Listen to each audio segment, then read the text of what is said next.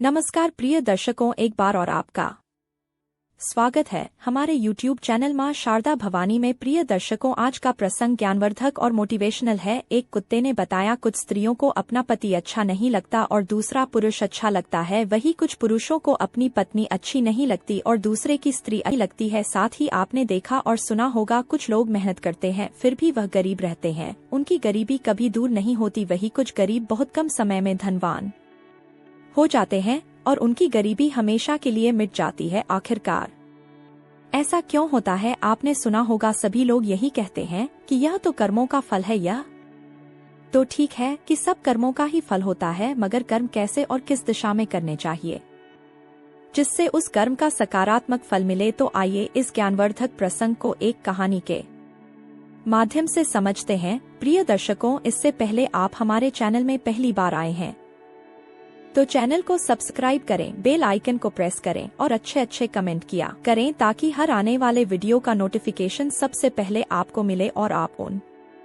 Video को फायदा उठा सकें। चलिए शुरू करते हैं। प्रिय दर्शकों, आज की यह प्यारी सी कहानी, यह प्यारा सा वीडियो। प्रिय दर्शकों, एक समय की बात है। एक जंगल में एक आम का पेड़ था। उस आम के पेड़ के नीचे एक कुत्ता रहा करता था। एक दिन उसी पेड़ के पास से होकर के एक साधु निकलते हुए जा रहे थे। उन्हें थोड़ी सी थकान में महसूस हुई तो वह संत जो थे उसी आम के पेड़ की छाया में बैठ गए जिसके नीचे एक कुत्ता रहा करता था। वही जब कुत्ते की नजर उन साधु पर पड़ती है तो कुत्ता साधु से कहने लगता है, महाराज आप तो ज्ञानी हैं, हमको कोई ऐसा रास्ता बताओ जिससे कि शरीर पूरा होने के बाद हमें स्वर्ग की प्राप्ति हो। फिर कुत्ते की बात को सुनकर के वह साधु कहने लगते हैं, यदि तुम स्वर्ग में जाना चाहते हो तो तुम्हें 2 प्रश्नों के उत्तर खोजने होंगे। जिस दिन तुम्हें इन दोनों प्रश्नों उत्तर मिल जाएंगे उस दिन तुम्हारी समस्या का समाधान हो जाएगा। फिर साधु की बात को सुन करके कुत्ता कहने लगता है, महाराज आप मुझे अपने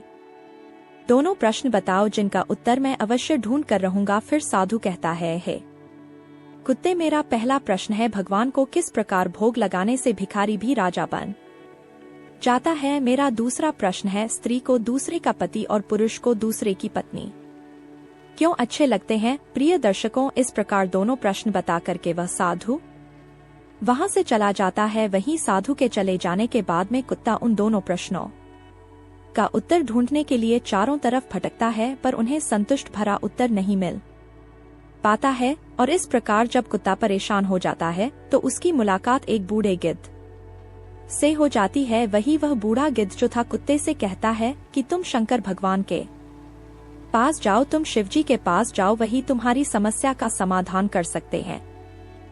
प्रिय दर्शकों, इस प्रकार कुत्ता बूढ़े गिद्ध की बात सुनकर के भगवान शिव के पास जाता है तो क्या देखता है, एक जंगल में भगवान शिव और पार्वती विचरण कर रहे थे। फिर तो कुत्ता भगवान शिव के पास जाकर के उन्हें अपनी समस्या बताता है। तो कुत्ते की बात को सुनकर के भगवान शिव और पार्वती वही जंगल में एक शिला पर बैठ जाते हैं और कुत्ते से कहते हैं कि मैं तुम्हें एक छोटी सी कहानी सुनाता हूँ। इस कहानी को बड़े ही से सुनना। यदि तुमने इस कहानी को पूरे मन से सुना तो निश्चित ही तुम्हें तुम्हारे दोनों प्रश्नों के उत्तर मिल जाएंगे। फिर कुत्ता कहता है, प्रभु मैं आपको वचन देता हूँ कि जब तक आप कहानी सुनाएंगे मैं कहानी को पूरे मन से सुनूंगा। आप कहानी को शुरू कीजिए। भगवान शिव कहते हैं कि हे स्वान, एक गांव के बाहर विष्णु भगवान का एक छोटा सा मंदिर था जिसमें एक वृद्ध पुजारी रहते थे। एक दिन एक गरीब माँ अपने नन्हे से बालक को मंदिर के द्वार पर छोड़कर चली गई। बहुत खोजने पर भी पुजारी को बालक के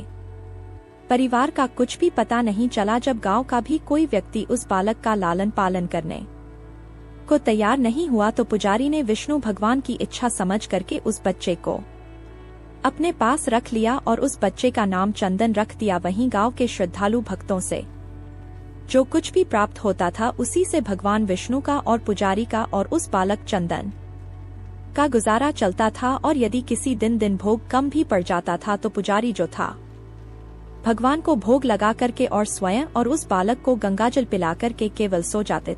वहीं धीरे धीरे चंदन बड़ा होने लगा और अब वह पुजारी के कामों में हाथ बटा लगा। वृद्ध पुजारी के थके हारे हाथों को अब कुछ आराम मिलने लगा। इसीलिए पुजारी ने अब चंदन को मंदिर की सफाई, भगवान विष्णु की पूजा और उनको भोग लगाने और उनकी आरती करने की विधि अच्छी प्रकार से समझा दी। और स्वयं पुजारी जो थे भगवान विष्णु के नाम जप और संकीर्तन में अपना समय व्यतीत करने लगे। वहीं एक दिन भगवान विष्णु के मंगलकारी नाम का जप करते हुए उन पुजारी के प्राण छूट गए। अब पुजारी की मृत्यु हो जाने के बाद में वह चंदन नामक बालक जो था उसका संसार में भगवान विष्णु के अलावा कोई दूसरा सहारा नहीं रहा, क्योंकि उस बच्चे को पुजारी ने ही पाला था। वही पुजारी ने मरने से पहले उस चंदन को 3 बातें बताई थी। पहली बात, हम हमेशा विष्णु भगवान को ताजी गर्म रसोई का ही भोग लगाना। दूसरी बात, भगवान को भोग लगाए बिना स्वयं कुछ भी नहीं खाना। तीसरी बात, भगवान विष्णु पर विश्वास रखकर कभी भी किसी भी वस्तु का संग्रह नहीं करना, बासी भोजन का भी नहीं। वहीं उस चंदन नामक व्यक्ति को पुजारी की तीनों बातें ठीक से याद थी और वह चंदन उन तीनों ही बातों का बड़े ही ध्यान से पालन करता था। यदि कोई भक्त पहले से बना भोजन या मिठाई मंदिर में दे जाता तो बालक चंदन जो था उसे गरीबों में बांट देता था। बड़ी ताजी रसोई बनाकर ही भगवान विष्णु को भोग लगाता था। उसके बाद ही स्वयं प्रसाद ग्रहण करता था और यदि फिर भी बच जाता था तो उसे बांट देता था। भगवान शिव कहते हैं कि हे तोते, यदि रसोई बनाने को सामग्री नहीं होती थी तो भगवान विष्णु और वह बालक चंदन दोनों गंगाजल पीकर ही रह जाते थे। एक दिन बरसात का मौसम आया और 3-4 दिन तक मूसलाधार बरसात होने से मंदिर में एक भी भक्त नहीं आया। वहीं चंदन अपने विष्णु भगवान को गंगा का ही भोग लगाता रहा और उसे ही पीकर स्वयं भी समय गुजारता रहा। उधर भगवान विष्णु उस बालक चंदन की भक्ति और सहन शक्ति की परीक्षा लेते रहे, किंतु आखिर में अपने भक्त बालक को भूख से तड़पते देख करके भगवान विष्णु से रहा नहीं गया और विष्णु जो थे सेठ नौकर का रूप धर करके हाथ में भोजन सामग्री की पोटली लेकर के बरसात में भीगते हुए मंदिर के द्वार पर जा पहुँचे। और इस प्रकार विष्णु ने मंदिर पर आवाज लगा करके उस चंदन को बुलाया और उसके हाथ में पोटली देते हुए कहा, यह कच्चा राशन सीधे के रूप में सेठ जी ने तुम्हारे पास भेजा है, इसे रसोई बनाओ, भोग लगाओ और स्वयं भी प्रसाद आओ, मैं कल फिर आऊँगा। वहीं चंदन भगत ने आशीर्वाद देकर के और सूखी गीली लकड़ियों के धुएं में गर्म रसोई बना करके भगवान विष्णु को भोग लगाया। फिर पूरे बरसात के मौसम में भगवान विष्णु नौकर के भेष में चंदन भगत को सीधा देने के लिए आते रहे और स्वयं भी गर्मागर्म रसोई का भोग पाते रहे। भगवान शिव कहते हैं कि हे श्वान, एक दिन चंदन भगत ने सोचा कि सेठ जी को सीधा भेजते हुए 4 महीने हो चले हैं, किंतु वे स्वयं कभी भी मंदिर में भगवान विष्णु का प्रसाद ग्रहण करने नहीं आए। फिर अगले दिन भगवान विष्णु नौकर के वेश में जब सीधे की पोटली देने आए तो चंदन भगत ने उनसे कहा, अरे भाई, तुम्हारे सेठ जी इतने बड़े धर्मात्मा है कि रोजाना तुम्हारे हाथों से सीधा भिजवा देते हैं और कभी भी स्वयं मंदिर में प्रसाद लेने के लिए नहीं आते। इस कारण से मेरा हृदय अत्यंत दुखी हो रहा है। तुम अपने सेठ जी से कहना कि कल वह भी मंदिर में प्रसाद ग्रहण करने के लिए अवश्य पधारें। वहीं चंदन भगत की बात को सुन करके भगवान विष्णु चौंक कर घबरा उठे और बोले, अरे पुजारी जी, सेठ जी मेरे द्वारा आपको सीधा भेजते हैं, आप इससे भगवान को भी भोग लगा लेते हैं और स्वयं भी प्रसाद। फिर सेठ जी को बीच में बुलाने की क्या जरूरत है, जैसा चल रहा है वैसा ही चलने दीजिए। भगवान शिव कहते हैं कि हे स्वान, फिर वह चंदन कहने लगा, ऐसे कैसे चलने दूं, आपके धर्मात्मा सेठ जी इतने दिनों से सीधा भेज रहे हैं, क्या मैं उन्हें भगवान का प्रसाद देने का अपना कर्तव्य भी पूरा न करूं? मैं किसी का उधार खाने वाला नहीं हूं। अपने सेठ से कह देना यदि कल वह भगवान विष्णु का प्रसाद ग्रहण करने के लिए नहीं आए तो मैं उनका सीधा लेना बंद कर दूंगा। फिर तो नौकर बने विष्णु भगवान अपने चंदन भगत की अकड़ को देख करके एकदम से कांप उठे और यह सोच करके मन ही मन में हंसे कि वाह बेटा, आज तो लेने वाला ही देने वाले पर ध्वंस दिखा रहा है। लेकिन सरल हृदय भक्त के मनोभाव पर रीझ करके भगवान विष्णु बोले, ठीक है पुजारी जी, कल सेठ जी मंदिर में प्रसाद ग्रहण करने जरूर पधारेंगे। वहीं दूसरे दिन बड़े सवेरे ही भगवान विष्णु नौकर के भेष में दूध दध और बहुत सारी भोजन सामग्री लेकर के मंदिर पहुंच गए। वहीं चंदन चौक हुए बोला, भाई आज इतना सारा सीधा किस लिए लेकर आए हैं? तो नौकर बने विष्णु भगवान बोले, पुजारी जी, क्या आप भूल गए आज आपने सेठ जी को प्रसाद के लिए बुलाया है, इसलिए आप छक करके रसोई बनाइए और विष्णु भगवान को भोग लगाइए। वहीं नौकर बने विष्णु भगवान कहने लगे, हे चंदन भगत, यह तो बता दीजिए कि सेठ जी को किस समय आना है? तो चंदन ने प्रसन्न होकर के नौकर बने विष्णु भगवान को सेठ के आने का समय बता दिया। अब उधर तो चंदन भगत रसोई तैयार करता है और इधर भगवान विष्णु जो थे अपने चंदन भगत की इच्छा पूरी करने के लिए सेठ का रूप धारण करने लगते हैं। इधर अपने स्वामी को एक प्यारे भक्त के यहाँ पर जाने का समाचार सुनकर के माता लक्ष्मी भी भला कैसे पीछे रहती, वह भी विष्णु भगवान की आज्ञा को पाकर के सेठानी का रूप धारण करने में जुट गई। विष्णु भगवान ने एक मखमल का सुंदर कुर्ता धारण किया और ऊपर से एक सुंदर रंग बिरंगी पगड़ी बांध ली और अपने पैरों में रेशमी जूतियां धारण कर ली। और इधर लक्ष्मी ने अपने पतिदेव के नगर में बनी हुई सुंदर बनारसी साड़ी निकालकर पहनी, जिसका रंग सेठ बने विष्णु के कुर्ते से मेल खा रहा था। लक्ष्मी ने सोने चांदी हीरे के जगमगाते हुए आभूषण धारण कर लिए, पैरों में सुंदर चरण पादुकाएं नोरू होकर एक दूसरे को निहारते ही रह गए, क्योंकि दोनों एक दूसरे को देख देख करके निहाल हुए जा रहे थे। इससे पहले उन्होंने कभी एक दूसरे का ऐसा सुंदर रूप नहीं देखा था। भगवान शिव कहते हैं कि हे श्वान, जब भगवान विष्णु और लक्ष्मी सेठ सेठानी का रूप धारण करके अपने भक्त के यहाँ दावत उड़ाने चले तो ऋषि मुनि देवता देवांगना आदि भी उन्हें देख करके ठगे से रह गए। वही सेठ बने भगवान विष्णु अपने हाथ में ली हुई छड़ी को अदा से घुमाते हुए पृथ्वी पर देखते हुए चल रहे थे और उनके पीछे पीछे बगल में परस दबाए अपनी चरण पादुका से टक टक और पायलों की छन छन की मधुर ध्वनि करती हुई लक्ष्मी माँ सेठानी बनी हुई चली जा रही थी। इधर चंदन भगत आज सुबह से ही सेठ जी के स्वागत में भांति भांति के पकवान बनाने में जुटा था। अपने भगवान विष्णु का भोग तो वह चलते फिरते बना लेता था, किंतु आज उसे कई महीनों से भगवान को भोग लगाने के लिए सीधा भेजने वाले सेठ जी को भगवत प्रसाद देना था। इसलिए उस चंदन भगत ने रसोई बनाने में अपनी सारी पाक कला झोंक डाली थी, जिससे जो भी व्यंजन बने वह सुंदर और स्वादिष्ट हो। वहीं सेठ जी के द्वारा भेजे हुए चावल धोकर के चंदन भगत ने खीर बनाई, उसे धीमी आंच पर पका करके गाढ़ा किया और उसमें सेठ जी के द्वारा भेजे हुए पिस्ते, बादाम, केसर, चिलगोजे और किशमिश डाले। वहीं मिर्च और अदरक को कूट करके उसे बाजरा, बेसन और गेहूं के आटे में भर भर करके मोटे मोटे मिर्चे टिक्कर बनाई। रसोई बना करके चंदन भगत पुनः स्नान करने चला गया ताकि स्वच्छ वस्त्र पहन करके भगवान विष्णु को भोग लगा सके और उसके बाद में सेठ जी को उनका प्रसाद पवा सके। भगवान शिव कहते हैं, हे श्वान, जब चंदन भगत स्नान करके लौटा तो क्या देखा, सेठ जी प्रसाद ग्रहण करने के लिए स्वयं तो आए ही है, संग में अपनी सेठानी को भी लाए हैं। वही चंदन ने झट से दोनों से राम राम की उन्हें आसन देकर उठाया और बोला, मैं भी भगवान विष्णु को भोग लगा कर आता हूँ, फिर आपको प्रसाद परोस होगा। वही भावना के भूखे, आपको बहुत तेज भूख लग रही थी, पर अब आप खाने में इतनी देरी क्यों कर रहे हैं? आप जल्दी से प्रसाद ग्रहण करो, तभी तो माता जी भी प्रसाद ग्रहण करेंगी और उसके बाद में फिर मैं प्रसाद पाऊंगा। वहीं चंदन भगत की ललकार को सुनकर के विष्णु भगवान ने चुपचाप खीर का कुल्हड़ उठाया और सारी नमकीन खीर गट पी गए। कुल्हड़ खाली होने की देर थी कि चंदन ने उसे झट से भर दिया। अपने प्रिय भक्त के हाथों परोसे हुए भोग में भगवान को आज दुगना स्वाद आने लगा। चंदन परोस सता गया और भगवान विष्णु पीते गए। वहीं जगत माता लक्ष्मी भक्त और भगवान दोनों के प्रेम को देख करके मंत्र मुग्ध होती रही। अब सारी रसोई समाप्त हो गई तो भगवान ने एक जोर की डकार ली। वहीं चंदन को होश आया और बोला, वाह सेठ, वाह, मैं ही बावला था जो आज इतनी थोड़ी सी रसोई बनाई। मुझे पता होता कि आपको प्रसाद ग्रहण करने का इतना बड़ा शौक है तो मैं और ज्यादा रसोई बनाता। वहीं भगवान विष्णु अपने पेट पर हाथ फिरते हुए सेठानी बने लक्ष्मी की ओर मुस्कुरा कर देखते हुए बोले, पुजारी जी, मैं इतना रोज खाना कहाँ खाता हूँ, किंतु आज प्रसाद इतना स्वादिष्ट बना था कि अपने पर बस ही नहीं रहा और खाता चला गया। किंतु तभी चंदन भक्त रुवांसा होकर बोला,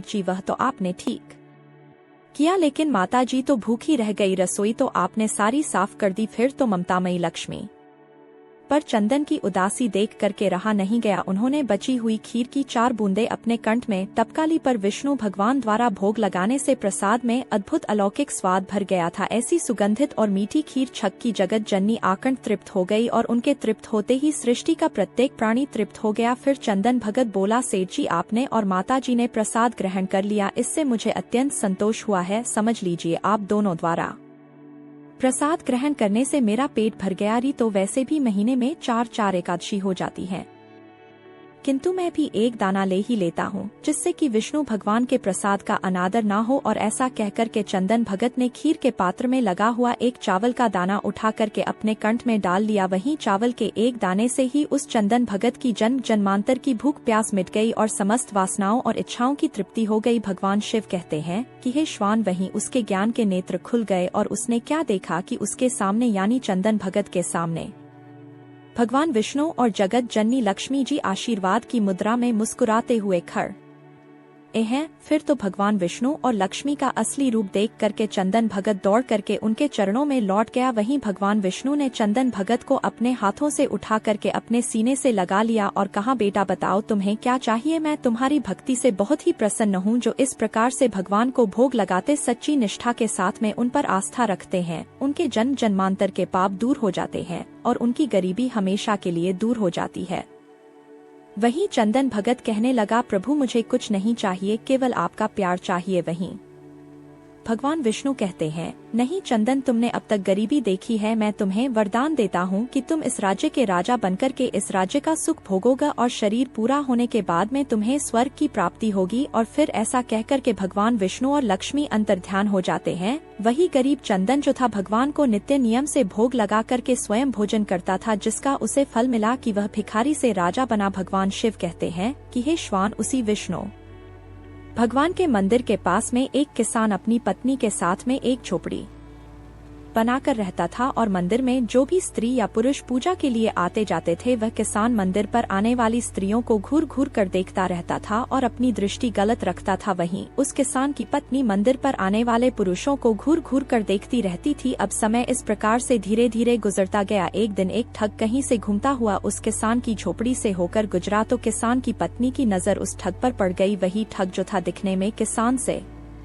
ज्यादा हष्ट पुष्ट और सुंदर था। देखते ही देखते वह किसान की पत्नी उस ठग को अपना दिल दे बैठी। वही मौका पाकर के किसान की पत्नी ने उस ठग से कहा, मैं तुम्हें बहुत पसंद करने लगी हूँ, तुम मुझे अपने साथ ले चलो। भगवान शिव कहते हैं कि हे श्वान, फिर उस किसान की पत्नी की बात सुन कर के वह ठग राजी हो गया और किसान की पत्नी से कहा, तुम्हें घर में जितना भी धन माल मिले चुपचाप निकाल कर ले आओ, फिर हम दोनों यहाँ से कहीं दूर चलकर सुख का जीवन जिएंगे। वहीं वह किसान की पत्नी घर में घुसती है और जितना भी धन चुरा सकती थी उतना लेकर के उस ठग के पास आ जाती है और फिर वह ठग उस किसान की पत्नी को लेकर के गांव से दूर निकल जाता है। वही थोड़ी देर के बाद में एक ठगनी उसी किसान की झोपड़ी से होकर गुजरती है। फिर उस किसान की नजर उस ठगनी पर पड़ती है। वही ठगनी किसान की पत्नी से बहुत ज्यादा सुंदर थी, इसलिए किसान उस ठगनी को अपना दिल दे बैठा और मौका पाकर के उस ठगनी से कहता है, मैंने तुम्हें जब से देखा है मुझे कुछ भी अच्छा नहीं लग रहा है, मैं तुमसे प्यार करने लगा हूँ। फिर ठगनी ने कहा, तो क्या चाहते हैं? फिर किसान ने कहा, हम तुम कहीं दूर चल करके एक साथ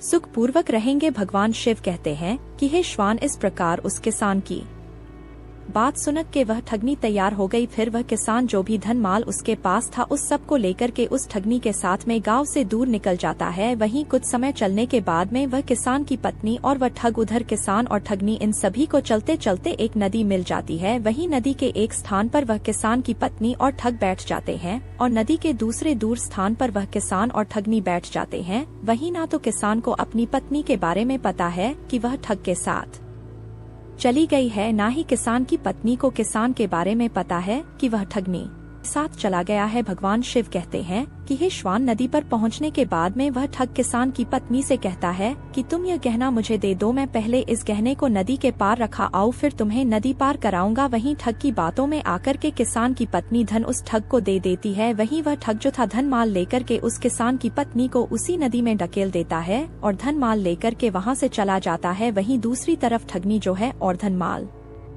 लेकर के वहाँ से चला जाता है। वहीं दूसरी तरफ ठगनी जो थी उस किसान से माल लेकर के उस किसान को नदी में धोखे से ढकेल देती है और माल लेकर के दूर चली जाती है। भगवान शिव कहते हैं कि हे श्वान, इस प्रकार वह किसान और उसकी पत्नी नदी में डूबते उछलते हुए एक स्थान पर मिल जाते हैं और फिर दोनों को अपनी अपनी गलती पर बड़ा पछतावा होता है। वहीं उस नदी के आसपास उन दोनों को बचाने वाला कोई नहीं होता है और इस प्रकार किसान और उसकी पत्नी की नदी में डूबकर मौत हो जाती है। अंत में भगवान शिव कहते हैं कि हे जो अपने का नहीं हुआ वह किसी और का नहीं हो सकता है। अब तुम अपने पहले प्रश्न का उत्तर सुनो। तुम्हारा पहला प्रश्न था कि भगवान को किस प्रकार भोग लगाने से भिखारी भी राजा बन जाता है, तो समझ लो जिस प्रकार इस कहानी में एक गरीब चंदन ने विष्णु लक्ष्मी का भोग लगाया और सेवा की, उसी प्रकार जो भी इंसान गरीब चंदन की तरह सच्चे मन से पूरी आस्था के साथ में नियमानुसार भगवान का भोग लगाता है, वह भगवान की कृपा से निश्चित राजा बन जाता है। जिस प्रकार से वह गरीब चंदन एक राजा बन गया, इसलिए हर इंसान को रोजाना सच्चे मन से नियमानुसार भगवान का भोग रोजाना लगाना चाहिए। उसके बाद ही स्वयं भोजन ग्रहण करना चाहिए। यदि जो भी इंसान ऐसा करता है तो निश्चित ही लक्ष्मी की उस पर कृपा होती है और ऐसा व्यक्ति भिखारी होकर भी राजा बन जाता है। भगवान शिव आगे कहते हैं। आगे सुनने से पहले चैनल को सब्सक्राइब जरूर करें। कहते हैं, हे श्वान, अब तुम अपने दूसरे प्रश्न का उत्तर सुनो। तुम्हारा दूसरा प्रश्न था कि स्त्री को दूसरे का पति और पुरुष को दूसरे की पत्नी क्यों अच्छे लगते हैं। तो समझ लो, तो जो स्त्री या पुरुष चरित्रहीन होते हैं, ऐसे चरित्रहीन स्त्री या पुरुष को हमेशा दूसरे का पति या दूसरे की स्त्री अच्छे लगते हैं। जिस प्रकार से वह किसान और उसकी पत्नी दोनों ही चरित्रहीन थे। ना किसान को अपनी पत्नी अच्छी लगती थी और ना ही किसान की पत्नी को अपना पति किसान अच्छा लगता था। इसलिए उन्होंने चरित्रहीनता की और जो चरित्रहीनता कर है उन्हें निश्चित एक दिन अपने कर्मों का भोग भोगना पड़ता है। इसी वजह से उस किसान और उसकी पत्नी की नदी में डूबकर मृत्यु हुई। पति पत्नी के बीच सच्चा प्रेम, वफादारी, सेवा, आत्मीयता, विश्वास तभी रह सकता है जब उनमें एक निष्ठा का व्रत हो। यदि कोई स्त्री अनेक पुरुषों से या कोई पुरुष अनेक स्त्रियों से गुप्त संबंध स्थापित करता है तो उसके शरीर में, रक्त में, मन में, मस्तिष्क में अनेक तथ्य मिल जाने के कारण अस्थिरता, खींचतान, आकर्षण, विकर्ष के दौर चलने लगते हैं। ऐसी अवस्था में सच्चा प्रेम, वफादारी एवं आत्मीयता असंभव है। व्यभिचारी स्त्री पुरुषों का दाम्पत्य जीवन हमेशा कपट, धूर्तता, मायाचार और छल से भरा हुआ होता है। यह अवसर पड़ने पर अपने साथी को ही धोखा देते हैं। इसलिए जो चरित्रहीन स्त्री होती है उसे कभी अपना पति अच्छा नहीं लगता और जो चरित्रहीन पुरुष होता उसे कभी भी अपनी स्त्री अच्छी नहीं लगती और ऐसे स्त्री पुरुष को अंत समय में नरक में जाना पड़ता है। इसलिए हमेशा सद्मार्ग पर चलने के लिए हर स्त्री पुरुष को चरित्रवान होना चाहिए, तभी भगवान की कृपा के पात्र बन सकते हैं। प्रिय दर्शकों, इस प्रकार भगवान शिव के द्वारा कहानी सुनने के बाद में कुत्ते का मन पूरी तरह से संतुष्ट हो जाता है और फिर वह वहाँ से भगवान को प्रणाम करके वहाँ से चला जाता है और समय आने पर उसको स्वर्ग की प्राप्ति होती है। क्योंकि कुत्ता एक दूसरे से बहुत प्यार करते थे, एक दूसरे के अलावा कभी किसी की ओर देखते भी नहीं थे। इसी की वजह से अंत समय में श्वान को स्वर्ग की प्राप्ति हुई। प्रिय दर्शकों, हमारी आज की कहानी, आज का वीडियो यहाँ समाप्त होता है। हम उम्मीद करते हैं कि आपको यह कहानी पसंद आई होगी और आप इससे ढेर सारी प्रेरणा लेंगे। मिलते हैं अगली ज्ञान चर्चा के साथ अगली वीडियो में। तब तक के लिए नमस्कार, धन्यवाद।